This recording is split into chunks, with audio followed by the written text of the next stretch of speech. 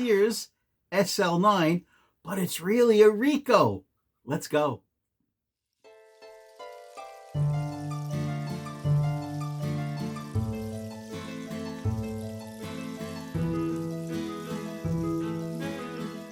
Hello everyone, Carmine from New York here, photo class number 485. That means we're 15 episodes away from the big episode number 500. All right, first things first, comment below if you've ever used any 35mm film camera, especially the SEARS SL-9. Now, before we begin, I just want to let you know that throughout the whole video, we're going to be seeing photographs that I took with this camera and fomapan film.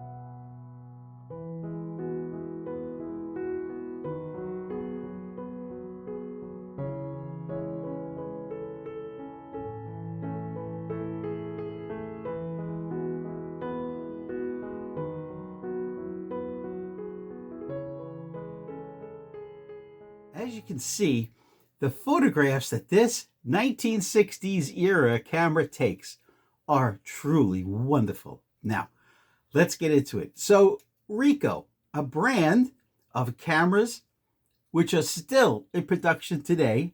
Here's a snapshot from today's B&H website.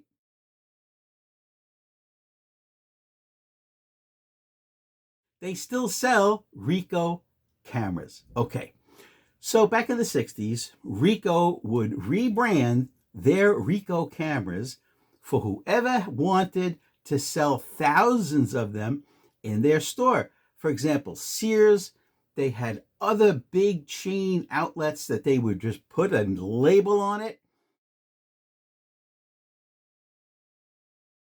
and sell them. You can sell them in your store as a retailer. So first of all, it's all metal, 100% metal, no plastic in this camera. Made in Japan. It's all mechanical. Now, what does all mechanical mean? It means that there's no batteries in this camera whatsoever.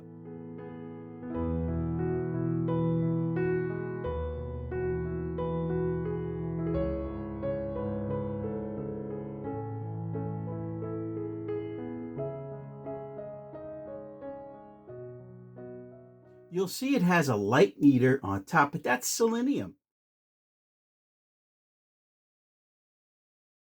It turns light energy into electrical energy.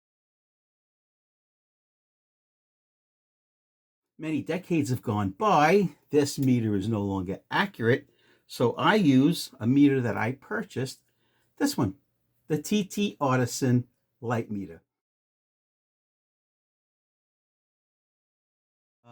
They're under $100. In fact, they're under $70 now on many websites. It's a great little handheld, modern, accurate light meter. So now the lens, which is the most important part of any camera to get wonderful photographs. It's a Ricoh lens. It says it right on the lens. That was a hint that SEARS bought these cameras from Ricoh. 50mm f2.8 multi-coated lens. Now, the lens is not interchangeable. It's permanent on the camera. What's interesting, I'll give you a photograph now of what the top of the lens looks like. There's a little window for your shutter speed and your f-stop, which you don't turn, right? You don't turn like a normal lens to change the f-stops or the shutter speeds. They're right down here. See these two switches? One's for aperture and the other for shutter speed. Okay, I'll show you. You see the back? You see this?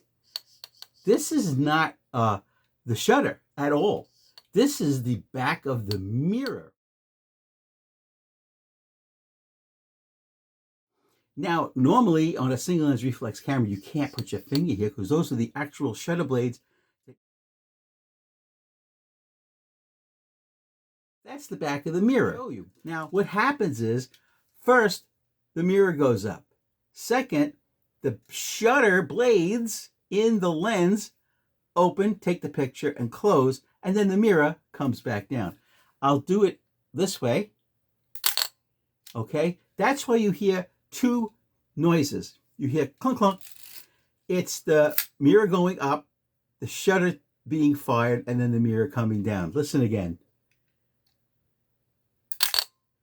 Now, I took a video of that action.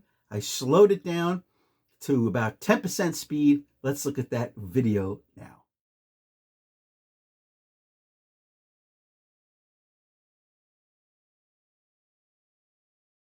You take the picture, right? You take the picture, mirror up, leaf shutter takes the exposure, mirror down. You'll notice that on top, the cold shoe is mounted on the viewfinder in the back. You can take it off, but with the light meter that I purchased, it just slips right into it. So there you go. The light meter sits right where it belongs on top of the camera. In the camera, the focusing screen is very easy to use. It just uses a split image type. When your image is lined up, you're in focus. PC sync cord there, rewind knob here, tripod screw, rewind button here, film counter here. Of course, this is the shutter button. Here, this dial, you would adjust your ISO or ASA film speed.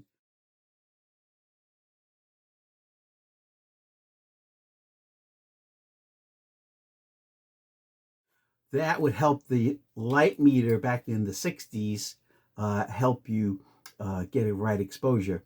And I'll show you another photograph now. There was a way to line up both the aperture and shutter speed dials that they both said A. It would be fully automatic, and the camera would take a automatic photograph for you. But that was many decades ago, and don't try it because you won't get an accurate exposure. The selenium is long gone. It doesn't really work anymore. It might move the needle as you put a bright light in front of it, but 99% of the time, you will not get an accurate reading. Just use external light meter. Any kind you want, just use a modern one. And I recommend the TT Artisan. So let's look at all the photographs that this camera took with fomapan film that I developed in the darkroom downstairs with Rodinol. Have a great day, and don't forget to comment.